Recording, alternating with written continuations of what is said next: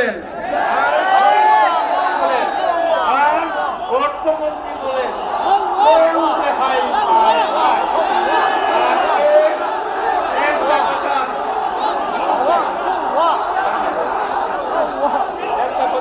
একটা কথা শুনেন,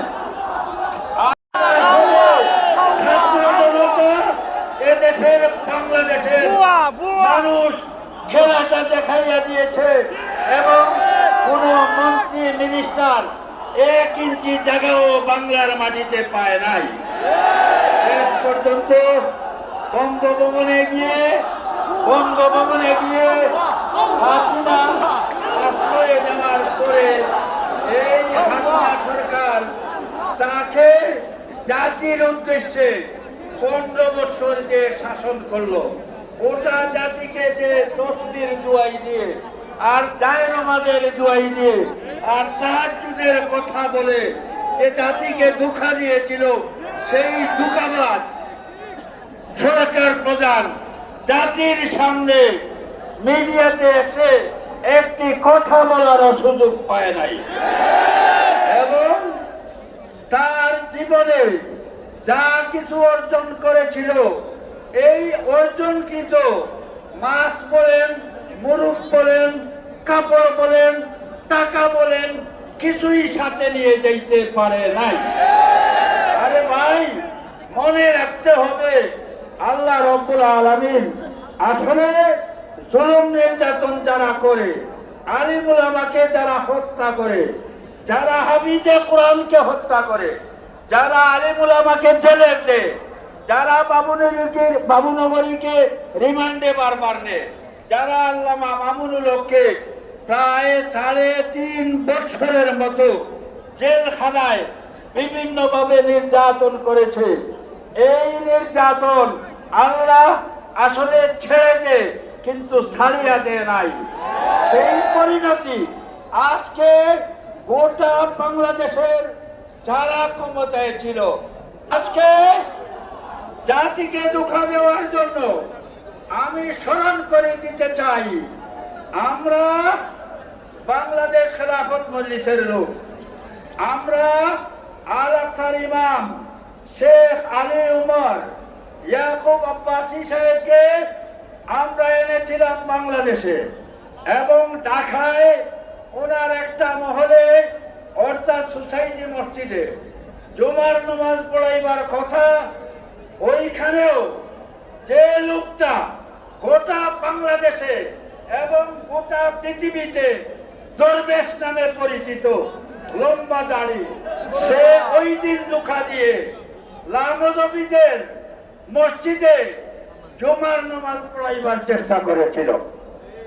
আর এই দেশের গরিব জনগণের হাজার হাজার কোটি টাকা ব্যাংক লুট করে নিয়েছিল এবং বিদেশে পাচার করেছে।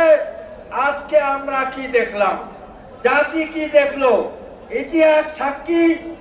আপনারা খুব চৌকান্না থাকবেন, দরবেশ হইলেই আর তসবি হাতে থাকলে আর জায়নামাজের দোহাই দিলে আর তিলাওয়াতের কথা বললে যে উনি সত্যবাদী মানুষ হয়ে যায়, সেই কথা আসলে বিশ্বাস করা যায় না। আসলে এরা ধোঁকাবা, এরা জাতিকে ধোঁকা দিয়েছে, এরা এই গোটা দেশটাকে মোদী সরকারের কাছে বিক্রি করে দিয়েছে। আজকে আপনারা স্লোগান দিচ্ছেন আর খুব বাহবা করছেন, কিন্তু দুঃখজনক হলেও সত্য, এই মোদী সরকার আমাদেরকে অন্যায়ভাবে পানি দিয়ে মারবার চেষ্টা করেছে, অন্যদিকে এই হাসিনাকে অবৈধভাবে আশ্রয় দেওয়ার চেষ্টা করছে। আমরা চ্যালেঞ্জ জুড়ে বলতে চাই, আন্তর্জাতিক আদালতের মাধ্যমে একটা রুল আছে, আমরা যদি বাংলাদেশের পরিচালক কিন্তু হাসিনাকে আনার চেষ্টা করে, তাহলে ভারত মোদী সরকার দিতে বাধ্য থাকিবে। সেই জন্য আপনারা মনে রাখবেন, আজকে ভারতে দিল্লিতে যেখানে 100 বছরেও কোনো পানি হয় নাই, দিল্লির রাজপথে এবং মুজির বাড়ি গুজরাটে মাত্র 8 থেকে 10 ফুট পানি হয়েছে। এটা আসলে আল্লাহর গজব। আল্লাহর গজব থেকে জালিমরা কোনো অবস্থায় রেহাই পাওয়ার সুযোগ নেই। সম্মানিত ভাই সব, ঠান্ডা মাথায় চিন্তা করুন, এই বাংলাদেশে আওয়ামী সরকার গোটা দেশকে 15 বছরে কিভাবে ঋণী করেছে আপনারা শুনেন। এই দেশের আজকে যে জন্ম নেবে, আজকে যে মার ঘর থেকে জন্ম নিবে, তার মাথায় 3.5 লক্ষ টাকা ঋণ।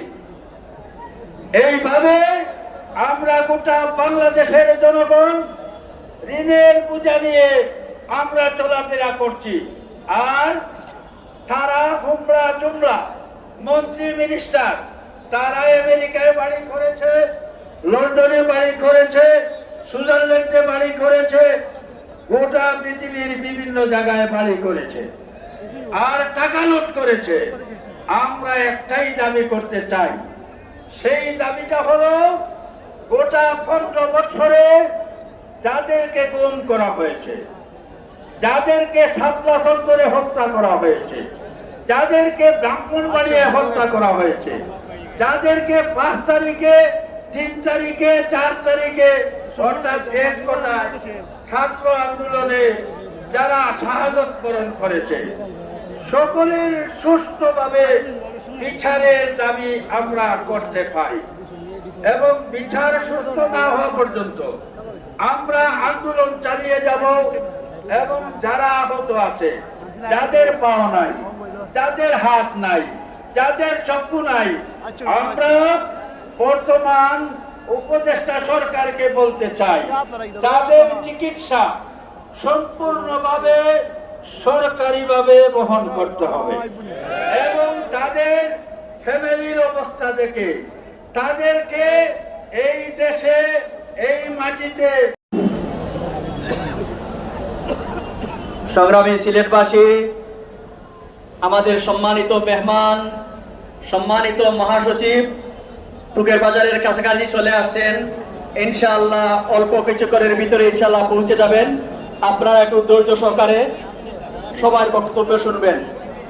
এ পর্যায়ে আপনাদের সামনে গুরুত্বপূর্ণ বক্তব্য রাখবেন গণমানুষের সংগঠন বাংলাদেশ খেলাফত মজলিসের সম্মানিত মুহতারাম নায়েবে আমির, আমাদের সিলেটের কৃতি সন্তান, বর্ষিয়ান রাজনীতিবিদ, আজকের মাহফিলের সম্মানিত প্রধান অতিথি, সংগ্রামী জননেতা, আমাদের কেন্দ্রীয় নায়েবে আমির হযরত মাওলানা রেজাউল করিম জালানী সাহেব আপনাদের সামনে গুরুত্বপূর্ণ বক্তব্য রাখবেন।